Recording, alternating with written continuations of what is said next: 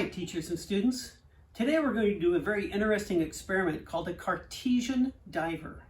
And if you'd like to follow along, you'll need a clear bottle full of water, some scissors, a straw, a couple of paper clips. I have a large one and a small one, and a condiment package like you get at a fast food restaurant. Ketchup, mustard, I have barbecue sauce here, but any of those will work. And you need the cap for the bottle.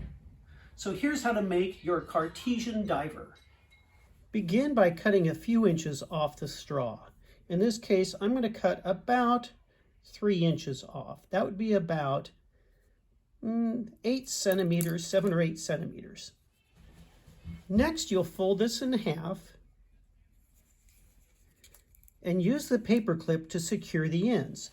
I'm going to start with a smaller paper clip, and I'm going to insert the 2 ends of those into the straws to hold it, like that and that. If I can do it, there we go. And then I'm going to drop it into the bottle. And it floats. Now it's floating a little higher than I want, so I'm going to take that out and try the larger paper clip. There's the larger paper clip. Let's drop that in and see if it'll float. That's better. Now what I'm going to do is simply cap the bottle. Nice and tight. And you can see the paper clip floating right there. But watch what happens when I apply pressure to the bottle.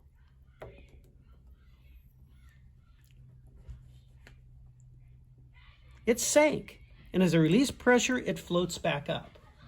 And it took a lot of pressure to do that, which means it's too buoyant. There's not enough weight on it. So I'm going to take that out and attach a second paper clip to give it a little more weight. You'll need to experiment with this. You might cut the straw a little bit shorter so there's less air trapped inside. Now I've created a chain of 2 paper clips, the smaller one hanging from the larger one, and I'll put it back in the bottle. Hopefully it will still float. And it does, just barely. So watch what happens as I squeeze the bottle this time. Ooh, down it goes. And up it goes as I release pressure. Down and up. With the right amount of pressure, I can make it stay about halfway down.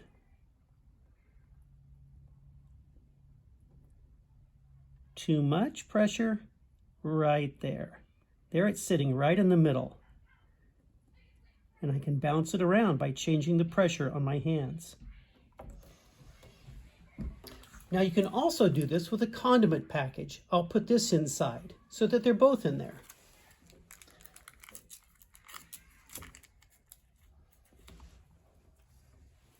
So let's watch what happens when I squeeze now. With some pressure, down goes the straw.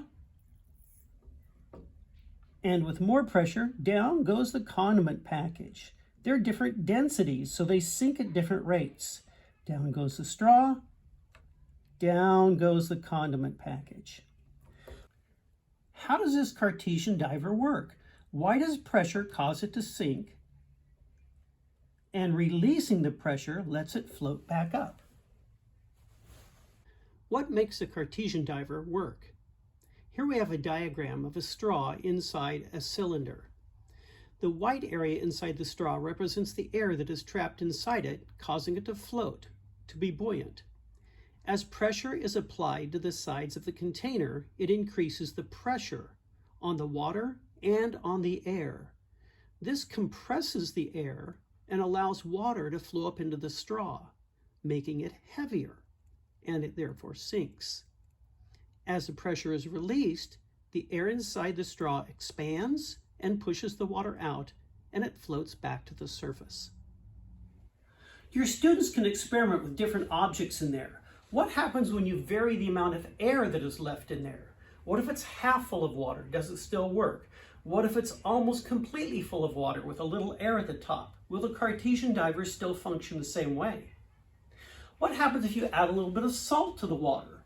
Salt will change the density of the water. How does that affect the amount of pressure you need? So there's lots of variables, lots of explorations you can do with this activity. It's very inexpensive and very fun to do too. So enjoy your science with your Cartesian Diver.